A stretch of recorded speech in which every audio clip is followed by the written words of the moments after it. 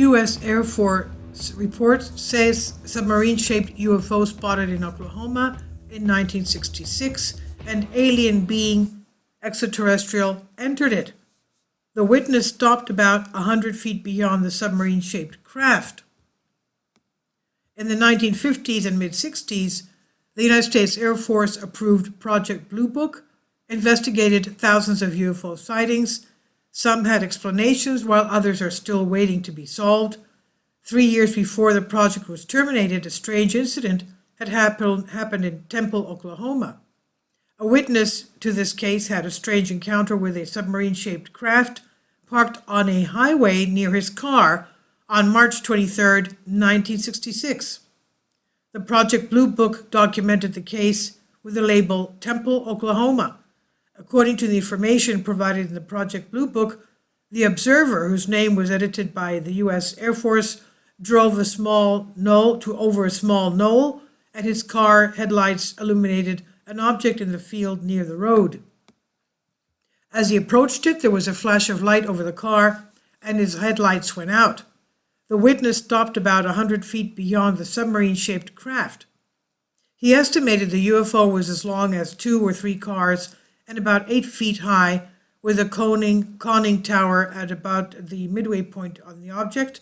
There was a white flag attached to its top, and a humanoid figure that was not described standing by it. According to the record, Project 10073 record, location Temple, Oklahoma, 23rd March 66. Source civilian, number of objects 1, length of observation 40 seconds. Unidentified, says this case is carried as unidentified since after evaluation of all the available information, no concrete explanation is possible. Note, second observer has not returned the request form, 164. Brief summary of the analysis, and I'll read it for you. Observer spotted object parked on highway in front of his car. Observer stopped car and got out to investigate, but as he got close to the object, a man apparently entered the object, and immediately the object began to rise from the ground. The object had the appearance of a conventional aircraft, a C-124, without wings or motor. Object was 75 feet long, nearly 8 feet from the top to bottom, and about 12 feet wide. It's the description of the analysis. So the witness got back into his car, started moving forward. As he drove away, his headlights came on the object again. He did not see the craft depart and reported no other effects of his close approach. Now, the file said observer W.E. Eddie Laxon was driving his car along the highway approximately 5:05 a.m., 23rd March 1966, when he noticed an object parked on the road in front of him. He stopped the car and got out so as to get a better view of the object. The object was so parked that it blocked out a portion of the road curve sign. There were no sharp edges noted noted by the observer. The object had the appearance of a conventional aircraft C-124 without wings or motors. There was a plexiglass bubble on the top, similar to a B-29 canopy. As the observer approached, he noticed a man wearing a baseball cap enter the object by steps from the bottom.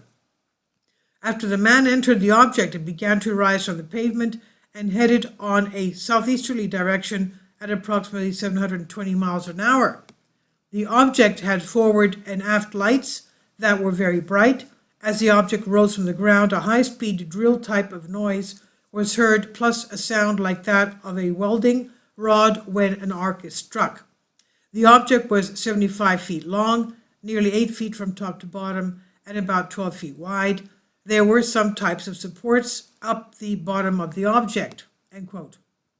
And again, it says after the object disappeared, the witness got back into his car and drove approximately 15 miles down the highway. At this time, the original witness stopped and talked with another individual who had also stopped along the roadway to watch some lights over Red River, which is approximately 5 or 6 miles to the southeast. Various organizations were contacted around Temple, Oklahoma area for a possible explanation or conventional aircraft. The observer stated that he thought the object was some type of Army or Air Force research aircraft. All attempts at such an explanation proved fruitless, since there were no aircraft in the area at the time of the sighting. Although there are numerous helicopters and other experimental in the area, none could be put in the area of Temple at approximately 500 hours, 23rd of March 1966. Because of this factor, the case is listed as unidentified by the Air Force. The Project Blue Book concluded that the source is unreliable, which is almost the universal conclusion when a witness or witnesses claim to have seen some sort of being or creature associated with the craft. Apparently, the report of the creature was sufficient reason for project officers to decide that no further investigation was required. There is one thing that is surprising about the sighting. The project record card in the Blue Book file mentioned that it was, quote, a military and civilian sighting, end quote. On the Air Intelligence Information Report, which was collected November 4th, 1957, there is the name of the military source. According to that document, TST Sergeant Alfred A. Calvin, who was assigned to the 386th Fighter Bomber Squadron at Cannon Air Force Base near Clovis, New Mexico, was the military witness.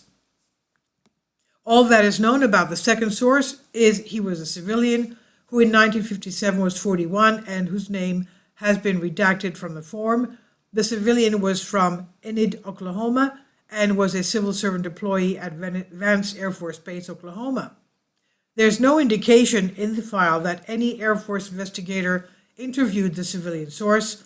Given the fact, based on the assignments of the witnesses, they were independent of one another, that interview with the civilian should have been conducted. It might have yielded some important information and would certainly have improved the credibility of the T. Sergeant Calvin. Now, the second witness, who was not interviewed by the Air Force and who, according to the Blue Book files, did not fill out the report form, was C.W. Anderson. Anderson confirmed for the newspaper that he had seen the craft as well, and he told the reporter, quote, I know that people will say that Laxton is darn crazy, but that's what I saw, end quote. Anderson said that he thought the object had been following him down the road. He saw it in his rearview mirror for several miles. The problem for the Air Force was that Anderson did not see the pilot or crewman. The drawing of the object made by Laxton resembled grossly what Lonnie Zamora had made of the craft he saw in Socorro, New Mexico in 1964, which means it was sort of egg-shaped. It was certainly longer and was lying on its side, and like Zamora, Laxton said that he saw symbols on the object, but unlike Zamora, he recognized them. He told the reporter that, quote, on the side I made out TLA, with the last two figures 38, end quote. American ufologist Kevin Randles writes, in what might be described as a fit of honesty, the Air Force admitted that they had no solution for the case. The description of the alien, quote unquote, was more human than humanoid, and he seemed to be dressed in conventional clothes right to the mechanic's hat. Investigation revealed a second witness, and that might have influenced the Air Force, especially since the men had never met prior to the sighting. And in the end, they labeled the case as unidentified. In other words, this is an unidentified object. The article was published on House and Wise and Collective Spark. Please leave your comments, and thank you for your support. Kindly support my Patreon account. The daily posts are 5 videos daily, and they are totally different from what I have on my YouTube channel. Thank you so much for your support, and that you find all my content so interesting. You'll find the Patreon account details in the description box below.